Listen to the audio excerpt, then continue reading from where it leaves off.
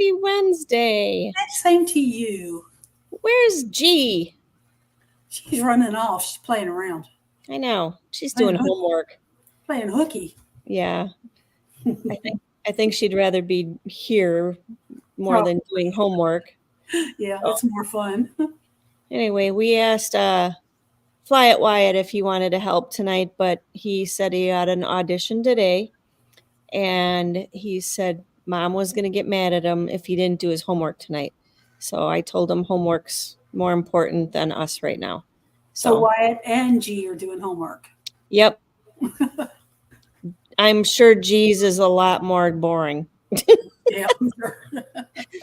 All right, let's bring Matt in here, all the way from Vancouver, Washington. Hey, Matt. What's up? Hi. How we doing? So first, I'll ask, what kind of weather do you got out there? Rainy and terrible. Terrible. See if I can get you. Well, you might not be able to see so well through my dirty window here, but it's a little soggy. So we were talking to you earlier, and you've got something down off to the left of you and kind of to the front. What are you making? Nothing. Nope. This guy no, here? Not that one. Oh, your printer. My 3D printer guy here that's all kind of in pieces on my desk at the moment. Oh, that's just making. Got some parts for little cigar box guitars that a friend of mine makes. Oh. He asked me to make for him. So you make all kind of things? Pardon? What do you make? What kind of things have you made? I mean, the clock hanging on the wall behind me, I've made. Let's see, got all sorts of stupid little baby Yoda I printed a couple days ago as a little test piece, and just kind of all sorts of, I find odds and ends things and stupid things that I don't really need, but are somewhat useful, at least for a while. Have you made any paramotor stuff? I think I made a little bushing I made for a bracket on my strobe when I first got it. Okay. And I've got a little mount for my my tachometer and a mirror that mounts on my throttle. Okay. Well, I'm going to quickly say hi to everybody in the chat here and welcome everybody. We got Scuba, John Wayne, Brian Franz. Fly, baby, fly is here.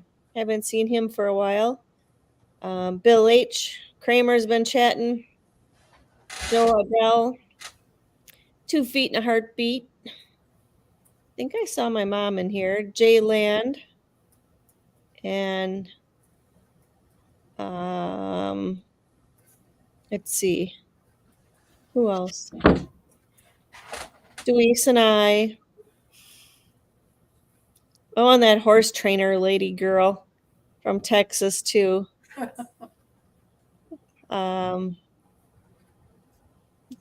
see a Wiggy Wing. Wiggy Wing? Wiggy Wing. Oh, well, Linda's in here. Randy's in here. He's up, must be out in the shop. He is. He said I won't let him come in the house. Randy, hurry up and fix that stuff so you can get up here. We're waiting for you. All right. Thank you, everybody, for joining. I think I saw Justin in here, too.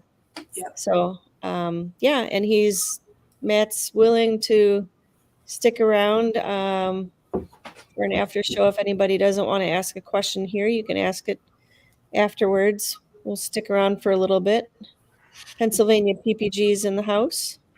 So thank you all for joining. So who wants to go with a question? Deweese, what do you got? Well, my question is, I want to know what a millwright is. It's a interesting profession. We do a little bit of everything. I mean, some days you actually never know what you're going to do. It'd be the last thing you expected usually. Do a little bit of everything, equipment installs, demos, precision alignments for motors and stuff, and steam turbines and power plants, a lot of paper mills, oil refineries. Some guys do the shutdowns and the maintenance on nuclear power plants. A little bit of everything, really. What kind of plant do you work in? Roofing plant, build or manufacture shingles for Certainty Roofing. Okay. Huh. So some of those pictures that you gave me that I put in the intro, what mountain was in the background? Probably Mount Hood.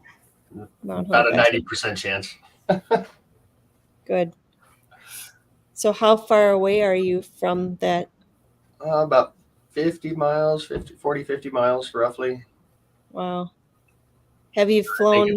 The picture I sent you, I think I was at the time like 25 from it. So I was actually from last week out in Hood River. Okay. So who else do you fly with? Caleb Koch, Caleb. See, Nick Fulmer. Okay. Kevin can fly. Okay. Kind of. I get around with everybody. Nice group of guys. Absolutely, we have a great time. So, is that the group that goes off motorcycling too? Or is that a different group? Some of them, I guess. There's been a handful of us getting together here in Portland the last couple Fridays.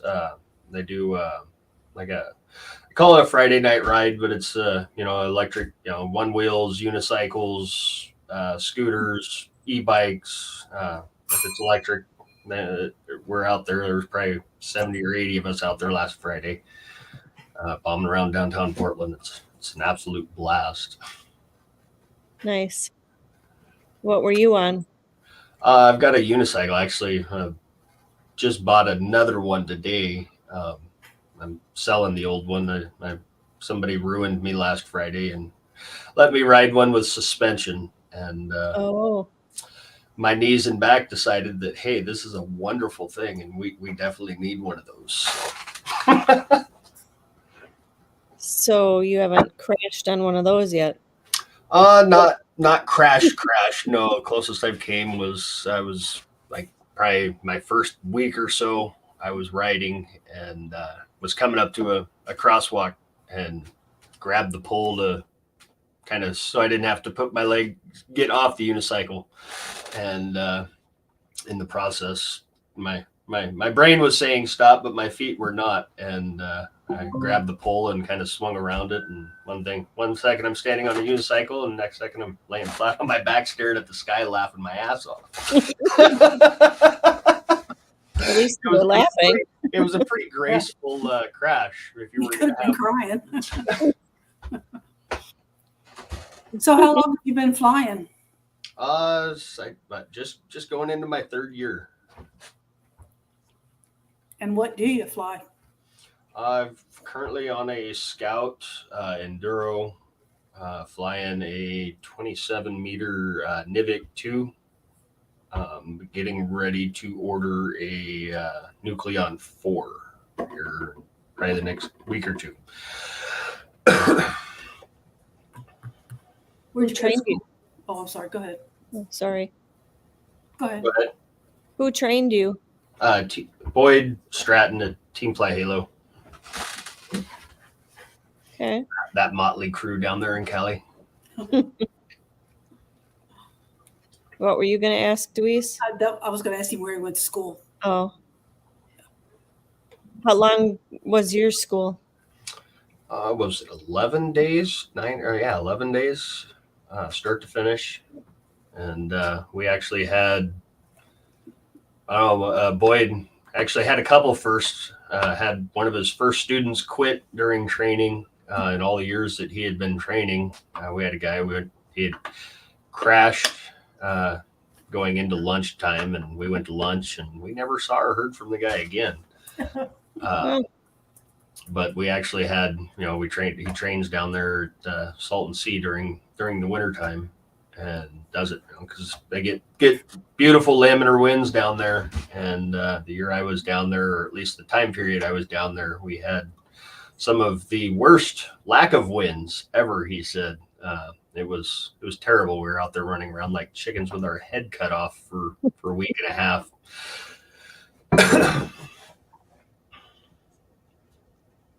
So do you see the question on the? Yeah, and I got to get back. You say I think she ran away. Jeez. MIA. Okay, so Fly Baby Fly is asking, have you done any SIV classes? I have not done an SIV yet. That's on the agenda to do. I was kind of going to do that this year. I still might, but I am getting ready to start paragliding training. Actually got a text from the instructor today that, hey, the weather is shitty and maybe when it changes we can actually get out on the hill. So Sorry, I had to get my dinner out of the oven. oh geez. I was looking up pictures and I'm like, Deweese, can you ask that question? And I come back and you were gone. Like, what's for dinner? Just some pies you put in the oven. Oh, I don't know what they blueberry are. pies. Yes. Not pies. They're like mac and cheese and I don't know, Ooh. something like meatballs and something. I don't know. Oh, sounds good too. So, did you say PG flying Correct. too? Yeah. So you're doing that also, or are you just taking lessons? Getting ready to start, yeah. Okay. I've done last year. I spent a little bit of time out at the coast, basically just taking sled rides off the dune out at Kawanda, and just kind of fell in love with the serenity of it and just the joy of the thought of harnessing nature to do what I already do and not have that annoying ass motor right behind my head screaming the whole time. Like it'd be nice. I'm to be interested. hear myself think while I'm up there. Right. I'm interested. I don't mind that motor for some reason. It doesn't seem to bother me. Oh, really? No, my ears are still ringing. No, I wear noise canceling earbuds underneath my earmuffs, and it's still just it's terrible. I bought a new propeller from Miro from Scout. He's got a propeller he's been working on. It changes pitch in flight, and it reduces the noise when you're in level flight. The pitch lowers, so lowers your RPMs. And I've definitely noticed a pleasurable difference flying with that. Nice. So Bill H is asking, he's heard is it harder to fly in the Pacific Northwest? Is that true? I honestly, I don't. I have a small comparison. I think really the only other place I've flown other than here is Utah and Cali. And it's definitely kind of hard to contrast in comparison to flying in the desert. It's absolutely harder because especially where we live, I've got pretty much anything to the south and east of or west of where I take off is 100% off limits because you've got city and airspace to avoid. And actually 90% of the time, the field that I take off from is actually in the 10-mile bubble of PDX. So I've got to stay down below 2,000 feet until I get about 2-3 miles out, and then it's a free for all. But it's not uncommon for me to be up there tooting around and look over, and there's a Boeing 737 a couple miles away from me at eye level. It's that's an experience, right? And it's pretty often an experience. And then there's also another spot that I take off out of, but also either spot I take out of, I deal with a lot of private traffic and private pilots training. and they do their little hops and skips to the little local airports, and especially once they notice a random windsock pop up in the middle of a field and my bright wing laying out in the middle of a field, they get curious, and it's almost inevitable that I almost always end up with a plane that's kind of circling my field, trying to see what the hell's going on down there. So Right. So I think Justin's asking, going back to the prop that changes pitch, do you lose thrust with that? I mean, you do a little bit, I guess, but like I said, at full throttle, it's a stock. The pitch of the propeller, it's at full throttle still is the same as stock. It's the lower RPMs where it downshifts, which is easier on the motor and cuts your fuel usage. I've dropped from 6 liters an hour down to 4.6 just changing a propeller. Okay. And Bill H, going back to the planes, he says, I fly with B-52, so I know what it's like. That would be that'd be a whole different experience there. Fly Baby Fly is saying, please do an SIV, more upgrading for hot wing, and claim to free flight SIV is the great option to be in turbulence, knowing your wing and short free fall. I agree. That's admittedly something I've been avoiding. Just actually kind of that last little bit just kind of terrifies me a little bit, even though I know, it's pretty, it'll be a controlled situation, and in most cases it's pretty benign and recoverable, but there are those few chances where you do get lucky and you have to actually use your reserve. So Right. So, Deweese? Brian says, any thoughts of doing hike and fly in the future? absolutely. Just kind of got into hiking a bit last year, and I've that's kind of part of another one of my motivations for getting into to training is to get into that. And definitely love to combine the two, especially with some of the mountains around here and just kind of the plethora of Are there a lot of sites to do that around there? I mean, there could be if you you get up towards northern Washington and just with all the mountains and stuff around here, there's options. Yeah. I'm trying to pull up one of his pictures here, see if I can share it. Bear with me 1 second, see if I can do it.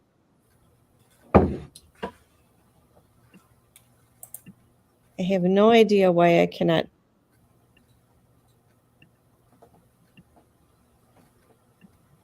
Nope, carry on. You try. I tried. I'll keep trying. Fly Baby Fly said he nearly walked away from the sport, and SIV saved his career. You'll love free flight. I have a feeling I will too. Most definitely. I'm kind of expecting it to kind of overtake PPG in a way. Like I said, just for the simple fact that it's quiet and kind of a serenity that goes with harnessing Mother Nature to climb up thousands of feet in the air on a piece of fabric with strings. I don't know. It seems a little scary to me. I mean, yeah. I mean, there's ways to get down though. That's the thing is, just got to remember your training and. I guess.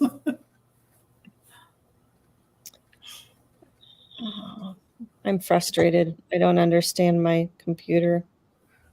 Well, my experience has always been to get a bigger hammer. Right. Oh, and Bill H says, do it now. You get old fast. Oh yes, definitely. That's true. Definitely understand that. The last 10 years have caught up with me quick. Sure do. Yeah. So what other things do you like to do besides fly? I ride motorcycles. Spent a lot of time the last year and a half or so. Spent a lot of time out in the woods, exploring, camping, out at the beach, just kind of finding myself again. I went through some tough times during COVID and had some personal things happen, and it put me in a bit of a bad spot. And PPG's kind of helped me with that a lot. Between PPG and I started one wheeling, which was when I first saw one wheel, I thought it was the coolest thing in the world, and everybody's, oh well, go try it, and like I'd look at them and tell them like, there's one of the few things I've actually learned in life is that I don't belong on things like that. Anytime I step on one, I end up flat on my back. And next thing you know, 6-pack later, I'm over there riding through the sand on one, and the rest is history. And now I've owned 2 one wheels and just bought my second unicycle. So it's just that whole community is awesome. Getting out and meeting people, and it's been an experience. Which one's harder to ride, the unicycle or one wheel? Unicycle, definitely. Really? I would say one wheel, almost anybody could get on and ride.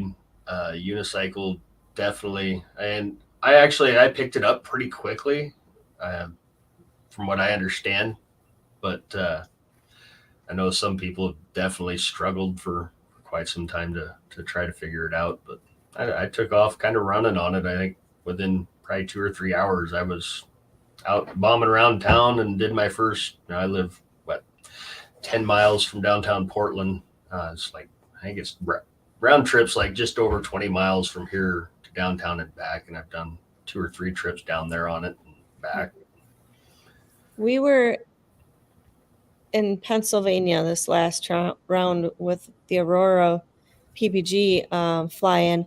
There was young kids riding those unicycles backwards. Oh yeah, it's crazy to watch some people. But same thing goes for one wheels. People do things on one wheels that are just truly mind-boggling, and you would never expect. I mean, you see them all the time in the skateboard world, but then you got this 30-40 pound electric board that guys are going out and doing the same shit. Scuba, I agree. One wheels at 55, bones don't mix well. You would actually be surprised how many people that are in that age range that actually ride one wheels and unicycles. Right. And it's actually been really impressive to me. I remember I was actually at the airport I go to because I run avgas in my Paramotor. And I went out to go get gas one day, and I walk up to the gas pump, and there's a one wheel sitting there, and I'm like, oh, hey, that's cool. And like, there's this elderly gentleman that was sitting there getting gas in a gas can, and I naturally didn't really put the two of them together. And sure enough, he finished fueling up and turned around and hopped right on his one wheel and rode back over to his plane. And I'm like, that is just the coolest thing ever. I mean, that guy's living his best life for sure. I guess it keeps you young. Absolutely. 2 Feet in a Heartbeat wants to know, what EUC are you going with? Oh man, I splurge. I've got one of the V14 adventures. Yeah, definitely not cheap, but then once you start looking into the suspension wheels in general, and none of them are cheap. Figure if I'm going to spend the money, I might as well put the extra couple bucks out and get the extra little bump, right? Didn't you say the extra suspension felt good on your body? It did, absolutely. Like I said, I love the one that I've got, and I didn't know what I was missing until I actually got on another one and rode it. And actually, I rode probably 2 or 3 other ones here in the past couple of weeks, and yeah, just that immediate feeling of stepping on and having that little bit of give is it's a game changer. And then riding around, it's the confidence it gives you is totally different. Nice. So what kind of where I guess have you been with fly-ins? Just local ones, other than Salton. Did you do is it Moses Lake? Yep. Yeah, that's what Caleb's one that kind of organizes that. That would have been a nice one. I would have liked to go to. I mean, it's 9 months away, but it's coming up. Or 7 months away, sorry. September. Okay. Good time. It's actually one of my favorite places to fly that I've flown so far. Well, maybe second now. I'd have to say Hills probably took first place last year after I flew out there. We drove through that area on the way home from Olympia, Eric's aunt's place, and then got to see a little bit of that area, and it looked beautiful. It is. It's gorgeous out there, especially from the sky. It's that Oh, actually, I bet. that little clip you showed is from the Painted Hills. Hang on, I got it now. Oh no, what did I do? Uh-oh. You thought you had it. Browser can't access your screen. Try capturing a different screen.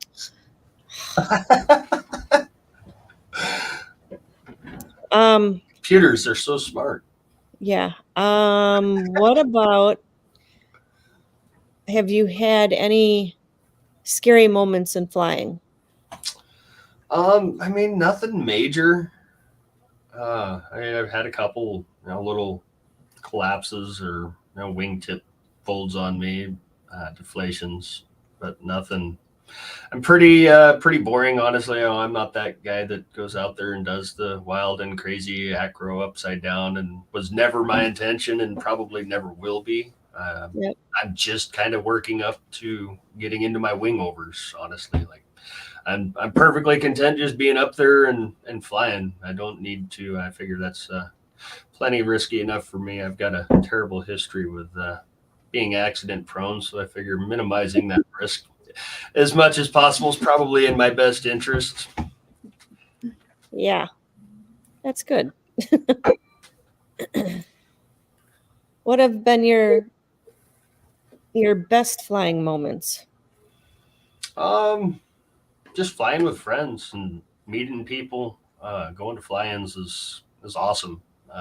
And just seeing all the people from all the different walks of life, people that you would never expect. Like, I met a guy last year, chiropractor. And I mean, I don't know why I never would have expected, but it's awesome to see that and to see everybody come together. And like I said, people that you would never normally see under any other circumstances that get together and enjoy each other's company. And maybe you only get to see them once or twice a year, but and isn't it cool just hanging out? Like, it is.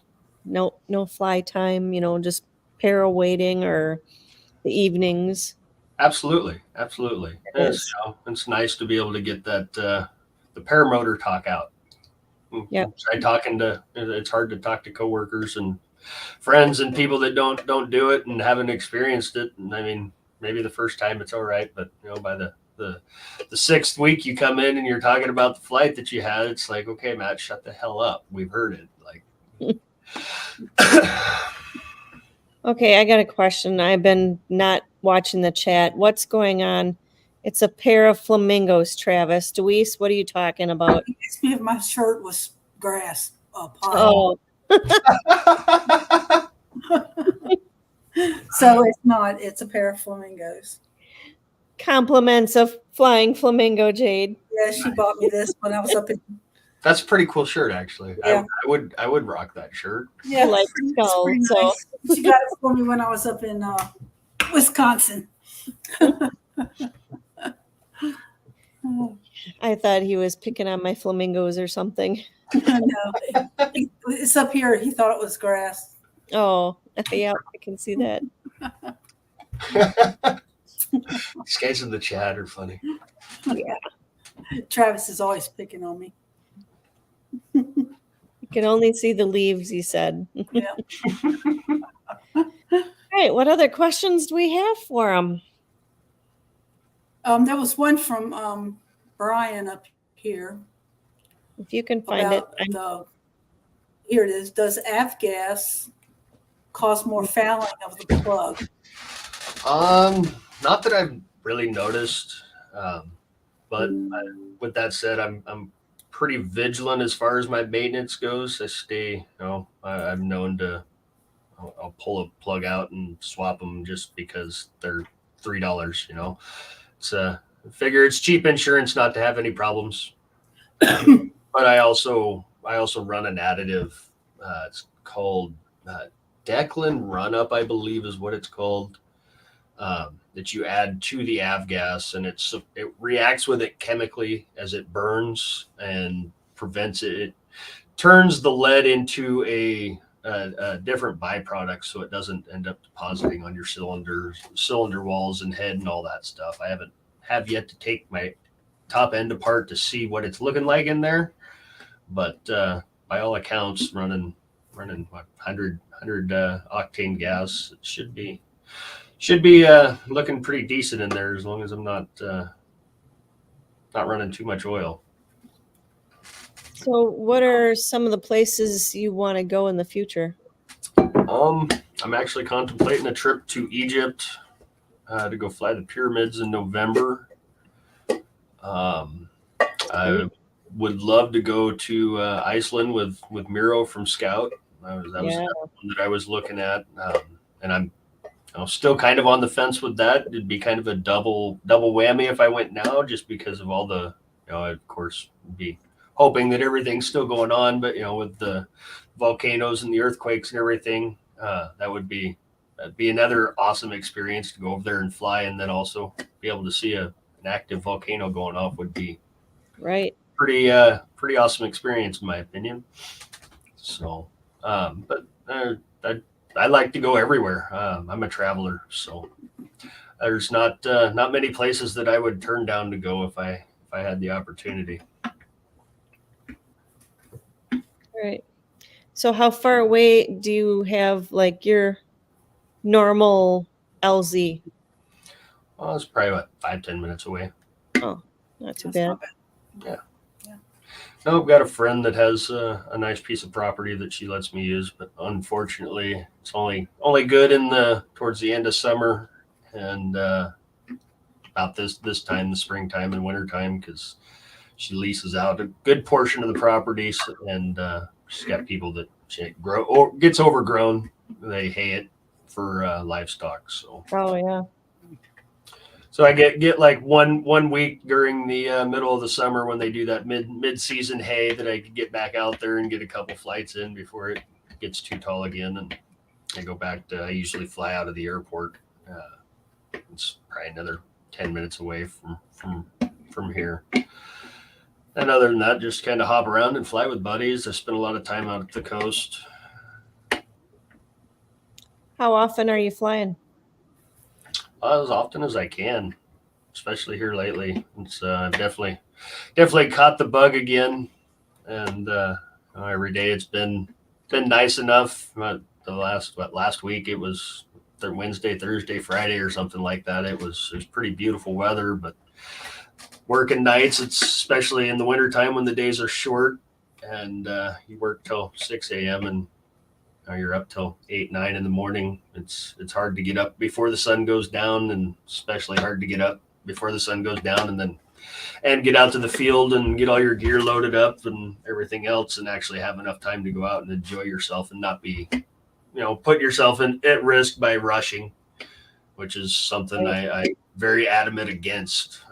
I would rather not fly or be the last person up than go over and end up there and have a riser twisted or something stupid. That would not be good. Well, I mean, it's a fairly benign situation depending on, I guess, number of twists, but it's not ideal in any case. Is that Deweese, is that your dog barking? Yes, it is. Eugene? Yes, he's barking at the dog across the street. Oh. So hang on. I'm seeing some chat in the chat that they're talking about putting diesel in gas. Is that actually a possibility? I mean, I suppose in like small quantities, maybe.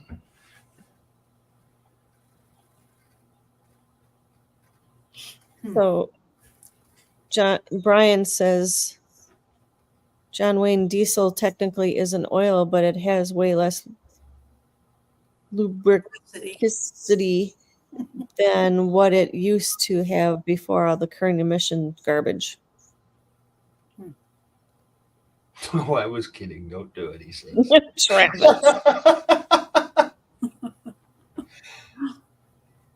He was kidding. No, I don't do it.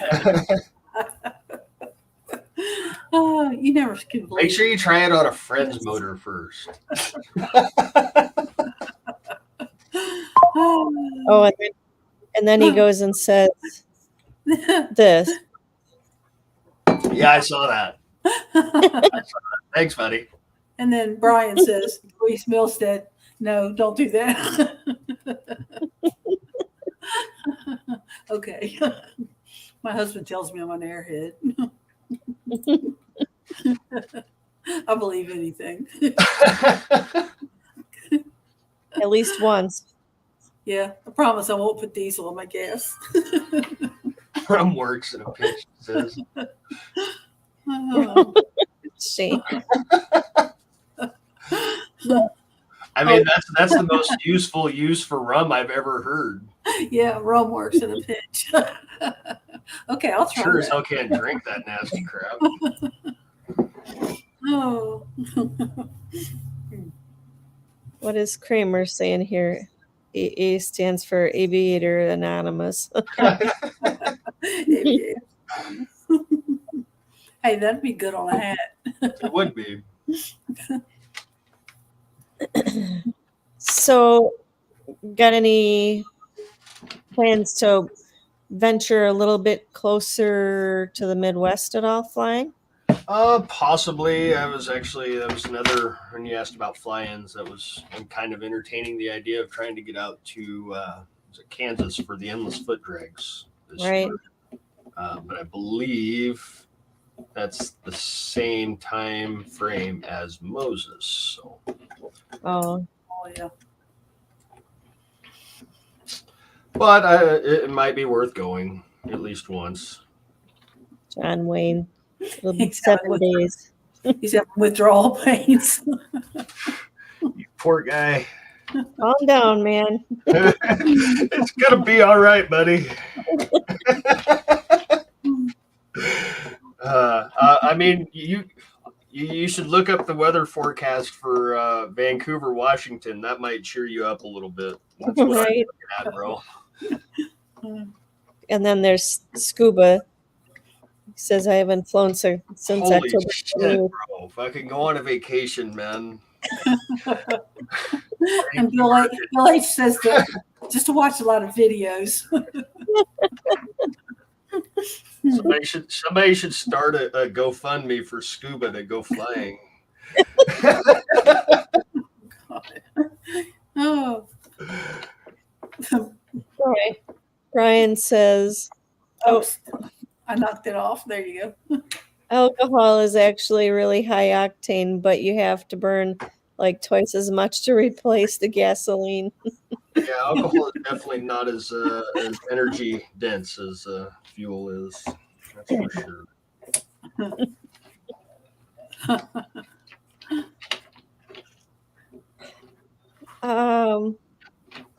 Who's got some questions for poor Matt here? Go fund me for some warm weather, Shane Planet. Shane says. I agree. Oh, Scuba says he's just making sure his motor is well seasoned. Yeah, me too, Scuba.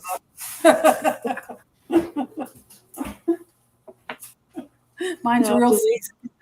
Luis is gonna get up here and she's gonna get back in the air. Yeah.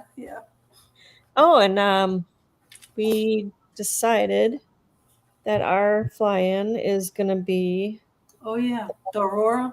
Oh, yours. ours. Northern Lights. Oh, let me have that date. The last weekend in June. Friday the 28th, 29th, and 30th. 28th, 29th. Tomahawk, Wisconsin. Kind of northern Wisconsin. I have never been to Wisconsin before. Well, here you go. Guess now I've got a reason. Yeah, there you go. I will Did you be say you were from Ohio originally? No, well, I'm actually from Portland, but I lived in Iowa for 12 years. Okay. Southern Iowa on the Iowa-Missouri border was Okay. not my most pleasant experience. Couldn't get out of that place fast enough. Ed Brinkman wants to know what your favorite flight was so far. Oh man, that's a tough one, honestly. I would have to say the Southern Utah fly-in there along the edge of Zion. I know a lot of guys flew into Zion. I wasn't quite that brave. I was a little nervous with, just being a bigger guy, and didn't. It's definitely not a place you want to have a motor out and run out of fuel. So I just stayed to the edges of it. But that was a pretty epic experience. Yeah, that's a pretty beautiful place. It is gorgeous all around there anyway. I will definitely be attending the Southern Utah fly-in again. Oh yeah, that was a great time. It was a good showing too. It was probably, well, I mean, Salton's a good one, but last year when I was there, because all the hoopda and everything, camps were kind of split up, and so it was, and we kind of in the evenings went over to the main camp and hung out, but there was like one that was kind of off on their own, and so it was everybody was spread out, so it was a whole different experience from the year prior. That if I had stuck around after training, which my instructor and everybody I had trained with highly suggested I do, but I didn't have after taking 2.5 weeks off to go down for training, I didn't have time to hang out for another 3 weeks for the fly-in, unfortunately, and I missed out on kind of the last real good year of Salton, it sounds like. So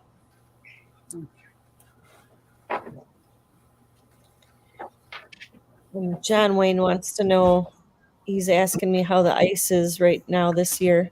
Muskie season will be open for the fly-in. I'll be there. Our lake is almost completely open, John Wayne.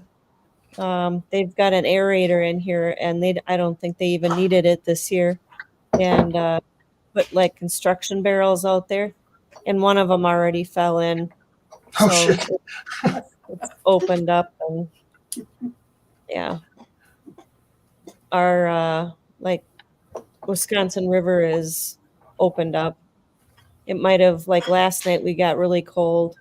Now it's supposed to be back up in the 60s again.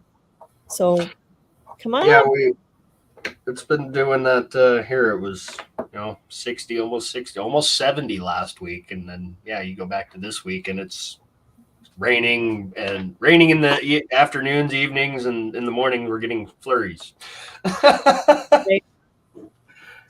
Can't make his mind up. That's the way it is. I mean, that's part of living in the Northwest. You just if you don't like the weather, wait 5 or 10 minutes. It's probably going to be a whole different season.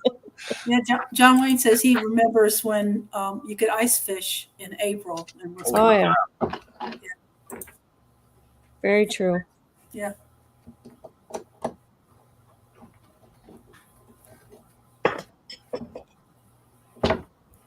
So I have a question for Bill H. He'll have to answer it. Maybe we should get Bill H on here. I wish he would come on here. But where are the B-52s coming from that you're flying with? That's a very good question.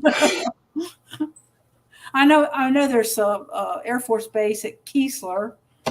I mean, I guess you kind of dealt with that a little bit there at Salton too, because there's the Air Force base not too far from there, and they do a lot of their training runs, and kind of deal with it a little bit out here at the coast too. They do a lot of their dogfights and stuff off the coast out there. So. Oh, there's what is that? Barksdale. I forgot about that. Barksdale Air Force Base. Yeah. Okay. Thanks, Bill. I forgot about Barksdale. Holy crap, rain and snow mix in North Carolina. Man, the world is definitely upside down, isn't it? Wow.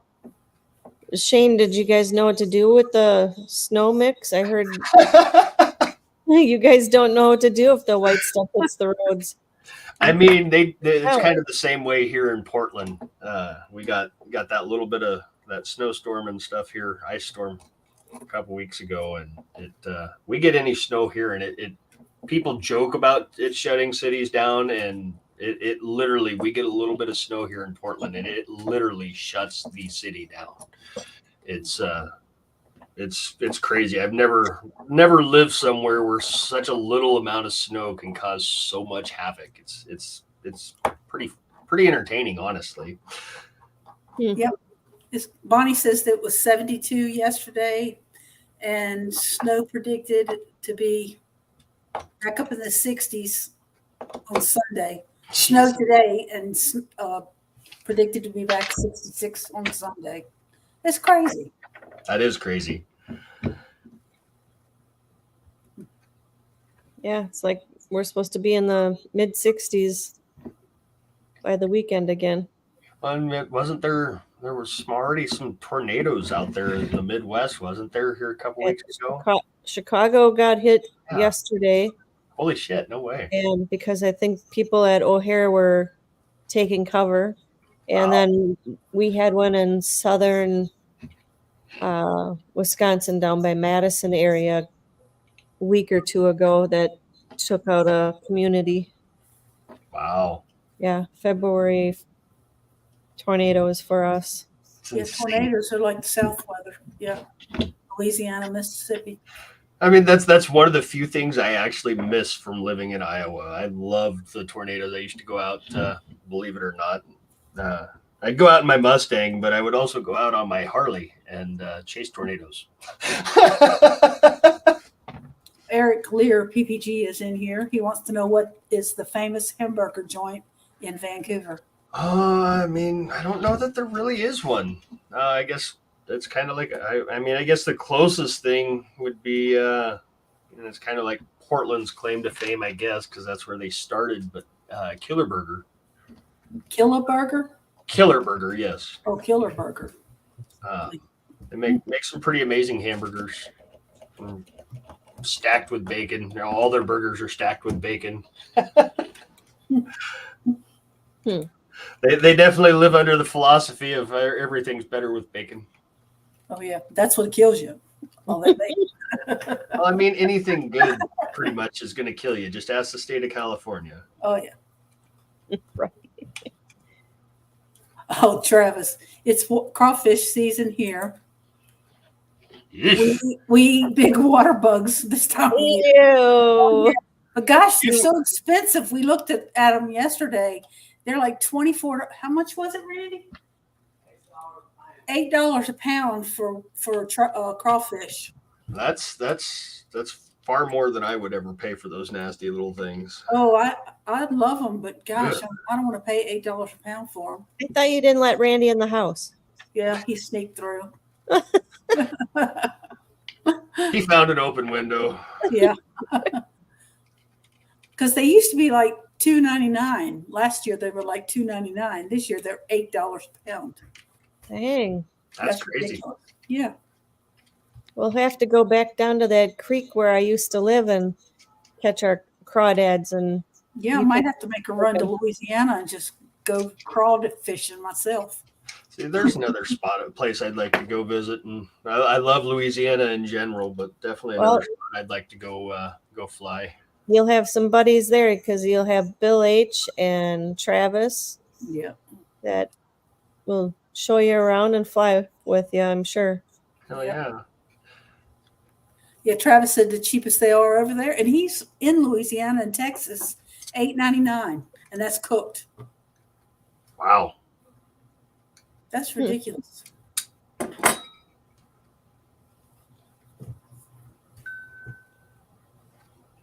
What else is going on? Oh, not a whole lot. I think I got this guy back together and fixed. Oh, you had it unmangled? Yeah, well, yeah, it wasn't as messed up as I thought it was, apparently. You stopped it in time. Apparently, I got bored and I just needed to take it apart.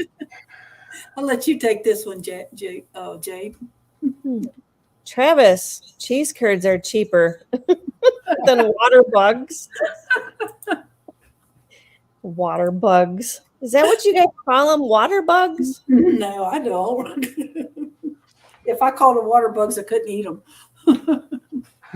Mud bugs. That's not a whole lot better. Yeah, but when you get them on your plate and you see them all steamy and red, whoo! Then you walk in the house and you smell it. Yeah. Hey, right? They don't smell bad until after you eat them. No. Mud Mud bugs? bugs. Mud bugs. I call Mud them bugs. Mud bugs. Mud bugs. Mud bugs, yeah. Just crawdads for me. I don't eat those either. Oh, Bill H wants to know, how do we find you on social media? Yeah. I bet I can get to that. Yeah. Let's see. Share my. Oh, I beat you to it. I finally can get to this one. Go to PPG Matt or Matt G. That's yeah, on YouTube, and then I'm trying to get my Facebook. That's where I hunted you down. Here is my Facebook, but I think I'll have to give me a minute. Oh, what? Huh. Oh, let me post.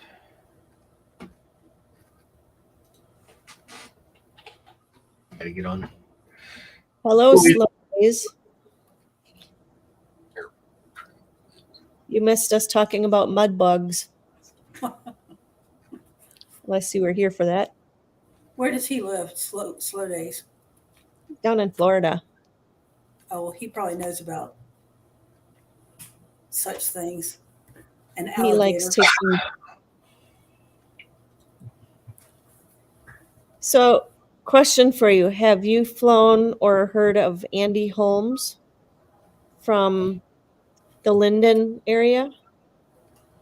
No.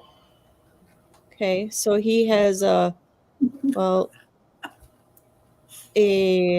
instructor school up there by his house in Linden, but now he just became a commercial pilot. So I don't know how much he's doing, but yeah, he's right in Linden. So you'll have to check him out. Andy Holmes. He was a school teacher, and then I think during COVID, he just went online and continued to teach online, and then he just kind of shifted everything to what he really wanted to do. Nice. Yeah, I've contemplated. Well, actually, that's what I've always wanted to do, was kind of get into aviation as a career. It didn't quite work out for me, and that's kind of what led me into paramotors. So I've been reconsidering going and getting my private license after starting to fly paramotors for a while. Yeah. So back to cheese curds. He said they poisoned me at Bad Apples.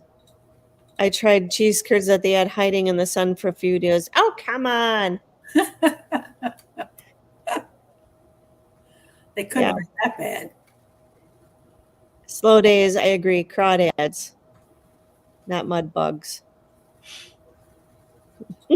Crayfish. Or crayfish. That's what they call them up north where I'm from. Crayfish. Crayfish. I don't know. I call them crawdads. Oh, here's a question for Walter. Walter, does kangaroo taste good? A local restaurant has kangaroo burger on the menu. Oh my God. Which restaurant is that? I may have to go check that out. I like back a long time ago, Wendy's got in trouble for serving. They put kangaroo meat in their burgers and got in trouble for Well, I mean, I think it's only gets you in trouble if you do that and you don't tell people.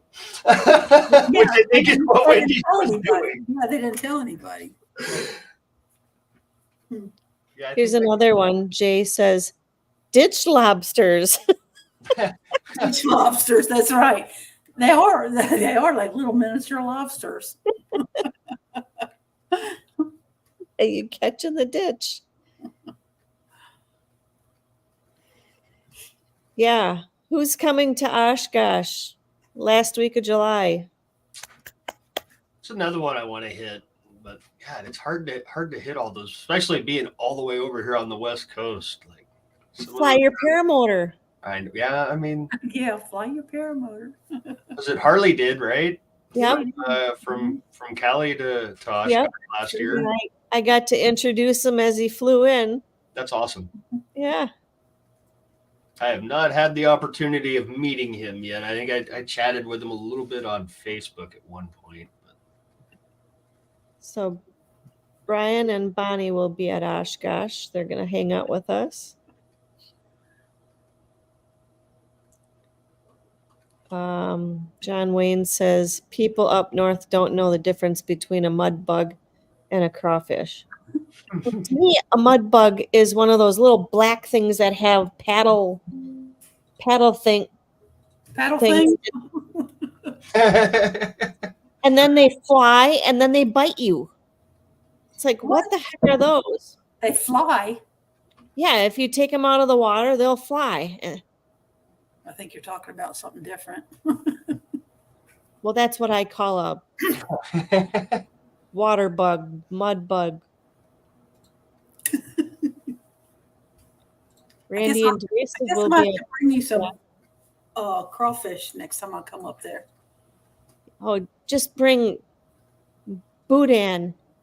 I think we ate the last of the Yeah, we finished off our boudin too. boudin. Come on, Travis. We need boudin. Promise we won't give you cheese curds. Other than deep fried, because now I do know that you like deep fried cheese curds. Yeah, Brian says all the really cool people will be at Oshkosh. Justin says, thank you for stopping by Jade's version of the Discovery Channel. Thank you all. Matt's like, God, what did I get myself into? Oh, I've got myself into way hairier situations. What kind of bugs do you have out there, Matt?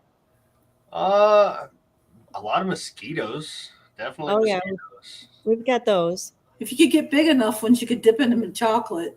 Oh, yeah. What about Technically make you a vampire?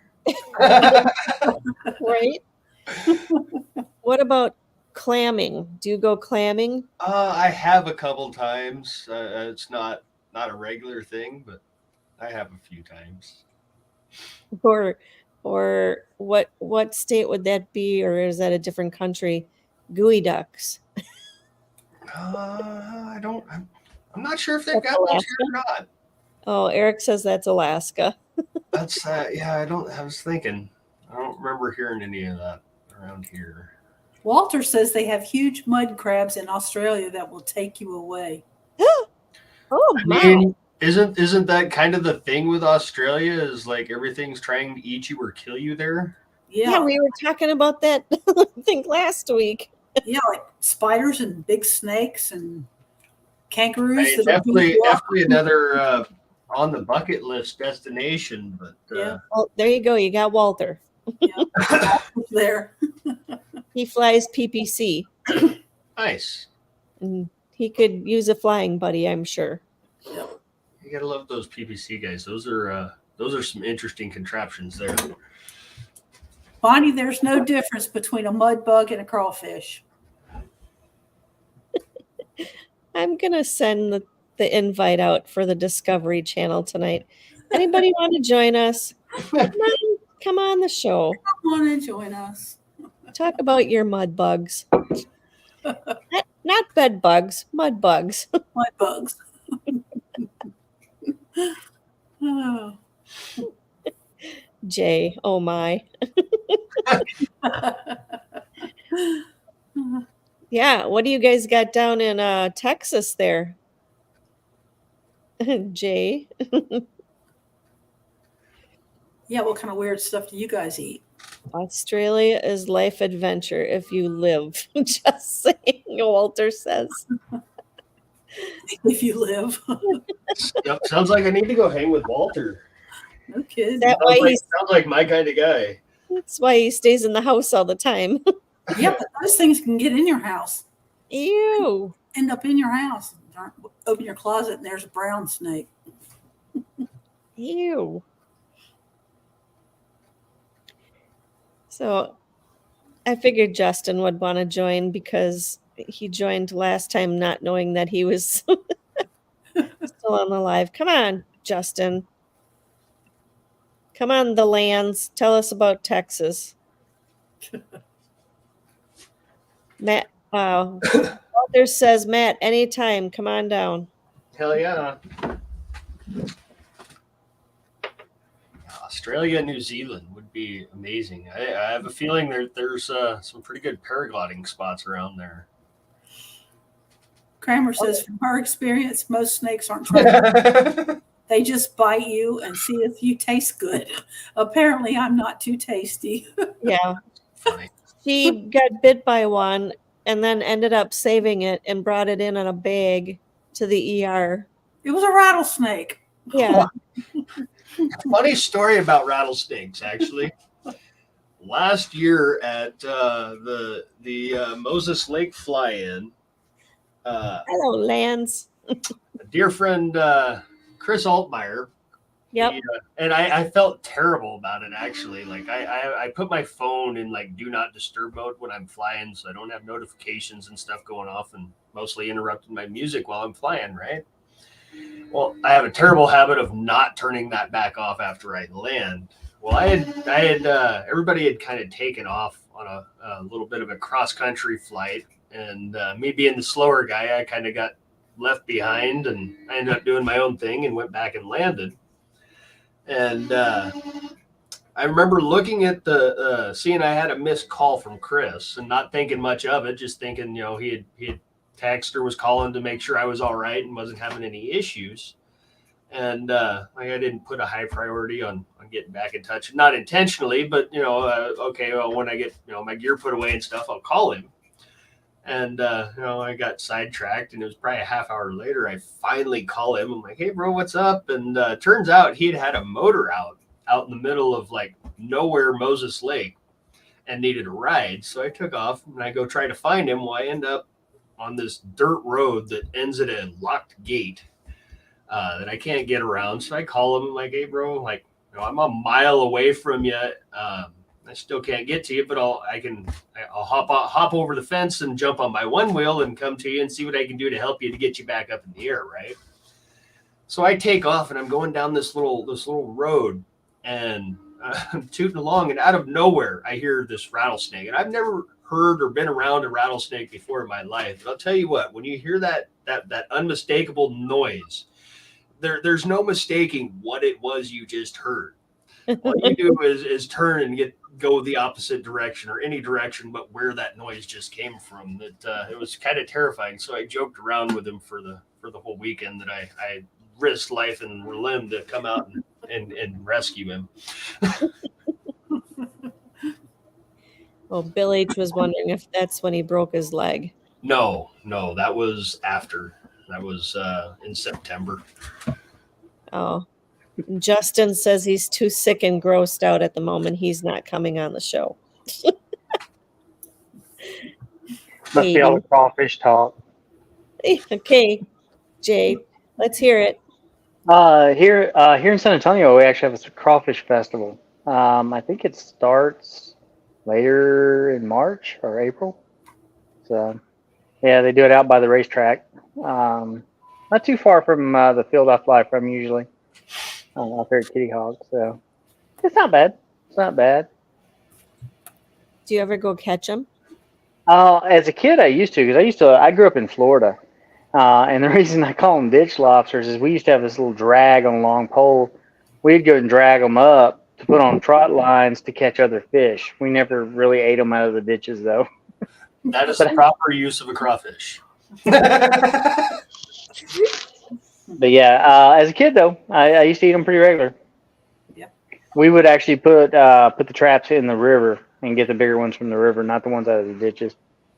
So yeah.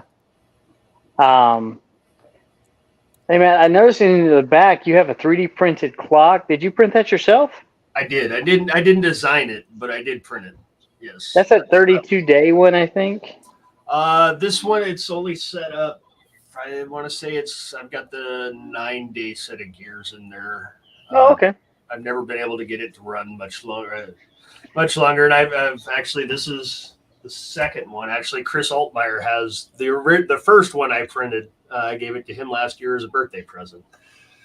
I got the files. I actually got to sit down and print them, throw it on my printer and get it going. I definitely highly suggest meticulously tuning your printer before you put in the 90 plus hours it takes to print all those parts, just so you don't especially the gears, the frame and all that stuff. You can get away with little inconsistencies, but you definitely want to be careful with the gears. Make sure appreciate the info. not getting over extrusions, kind of one of the big things. Getting elephant's foot, you'll run into issues. So does that clock make noise, like tick back and forth, or is it quiet? Yeah, it ticks. It's fairly quiet though. Actually, you could probably, I don't know if you can hear my 3D printer going right now. I just got it. Every once in a while we can, yeah. I'd show you, but I don't think the cord for my camera is quite long enough to get over there. Any paramotoring 3D prints you've done? I've got a holder I made for a mount I made for, I printed for my RPM tack, and a fuel mirror that you can mount to it. And then I designed a little bushing that I needed for my strobe light when I first got it, for the bracket on there. The bracket was way bigger than the hoop on my Scouts, so I made a little rubber bushing for it, and it's been on there for the last 2 years. I find it really handy to make little stuff like that. I'm working on some feet for my frame because I don't like sliding my frame around. I have a Parajet Maverick, and taking it off the back of our in and out of the trucks, I hate dragging that metal on metal, so I'm gonna make some little feet for it. Brian wants to know what kind of 3D printers you guys have. Mine used to be an Ender 3. I don't know what you'd really call it now. It's the only part that's original from the Ender 3 is some of the frame. I just actually, like 2 weeks ago, just did a major overhaul and conversion on it. Converted it from the original motion system over to what they call a Core XY, and also added a 3-point leveling system for the bed. And it was pretty extensive, and it was a fun upgrade. Another one of my expensive hobbies. Yeah. I have 3. 2 are working. 1 is a parts. I have an Ender 3, and I have a Prusa Mark ES. Yeah, and that's kind of why I did the rebuild. Is I've wanted to go to the Core XY for a while, but unfortunately I couldn't really justify buying. I almost bought one of the X1s, but it was like just a tinker, which I don't do. I don't use it to make money. Every once in a while I do, but it's not a major focus for me, so I really couldn't justify having 2 of these things. So the next best thing was to, instead of spending $800 on a new printer, let's spend $400 on parts for the old printer to make it new. So I can't. Shane says, I printed some 3D feet for my Viking. It liked to fall on its face too much.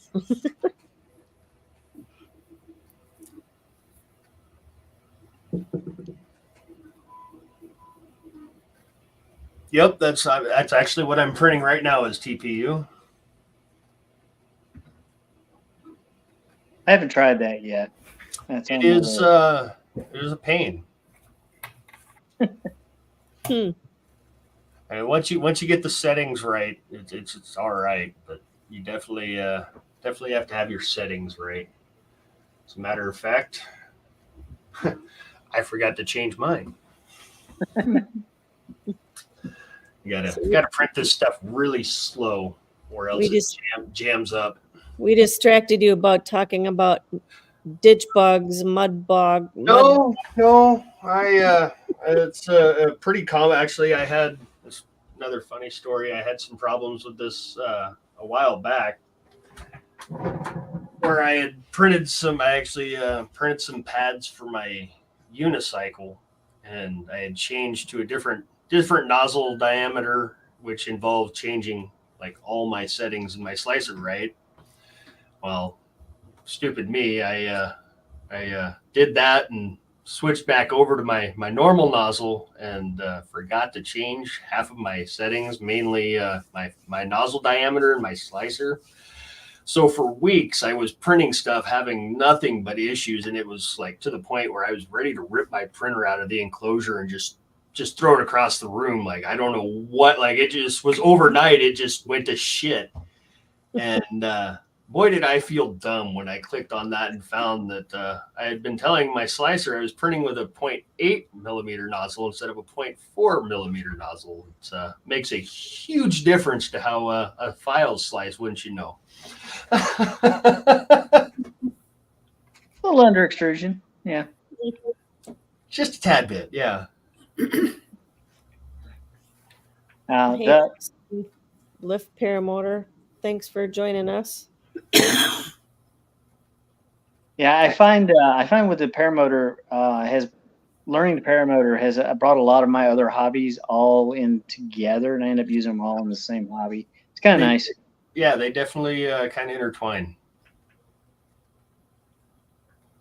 I've got my poor little EUC is all decked out with, it's got, I made my power pads for it, and then I've got bumpers that I printed for it all the way around out of TPU, and it's a fun little project I did. If we get Cat Strike, I'm sure I'll be customizing that for her with different prints. Sean Hartman, welcome, sir. Better late than never. That's correct.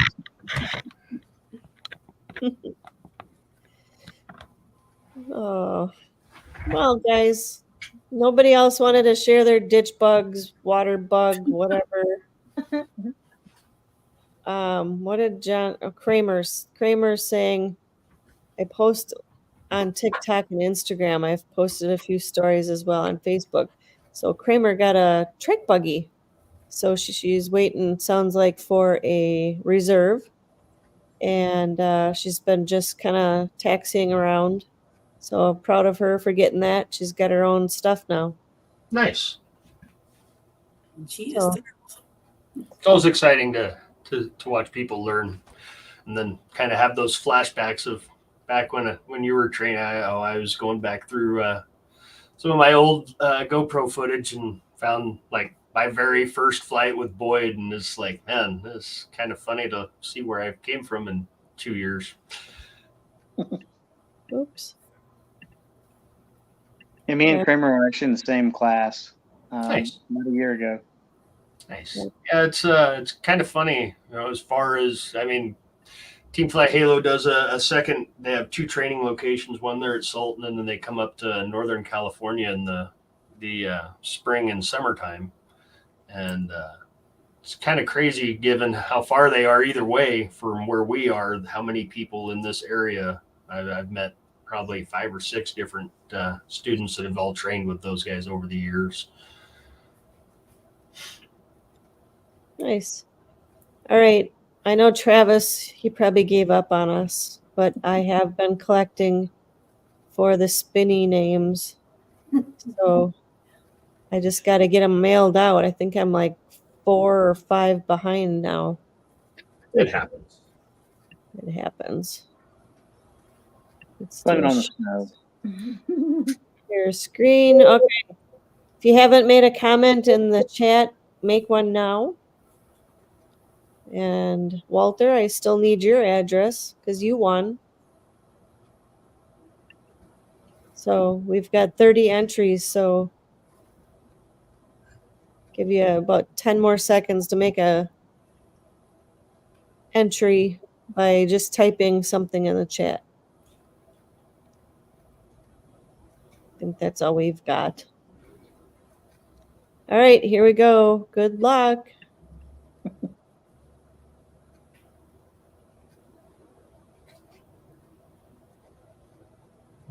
Come on, Travis. Oh, Cat. Oh, hey. Alice Studden just once again goes off of Travis and goes to somebody else. Congratulations. Thank you. Yeah. Something will be in the mail one of these days. I know. Yeah, I'd just send him something just cause. It'll be me. Yeah. Rigged. He says, I'm sorry, Travis. Poor Travis. Rigged. Yep. Hey, Craig B. Not receiving any podcasts lately. Last one was February 15th. Are you going off of the Spotify or are you going off of just the live ones that we're doing on YouTube? Because I know for a while there I was putting older ones on Spotify, so you guys could listen to them and watch them on there also. It's just a matter of me getting that done. So, Apple Podcast. Okay. I'll work on it. So, all right. Love you Thank too, you, Linda. Yeah. Thank you all for joining us tonight. Yes. Thank you. Yeah. Next week, we have, let me look on the calendar. I've been kind of searching and I begged Matt to come on this week. And we have Gavin. I'm going to butcher his name. Pellaru. He's a PPG pilot from Canada. So he's going to be on next week. So, and then the following week, we have somebody from Mexico City, Mexico. So, Kramer and my mom, I'm going to need you as possible translators. She says she can translate fairly well, but she's kind of nervous. Well, I don't know how well she does talking, but I know when I talked to her the other day just on Facebook Messenger, she was doing pretty good. So That's good. Poor Alan. What happened here? His dog just passed gas.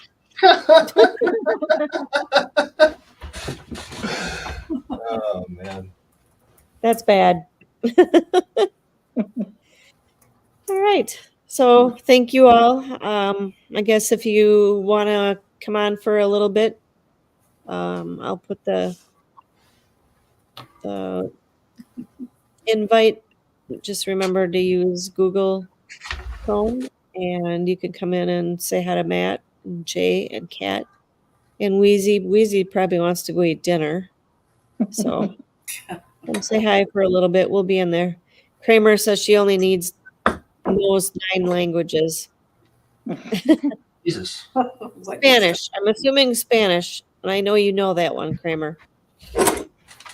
So, all right, guys. Thank you, Matt, for hanging out with us, and and stick around for a little bit, and hopefully we see you guys all next week. Thank Love you. you guys, and fly safe. Good night. Thanks, guys.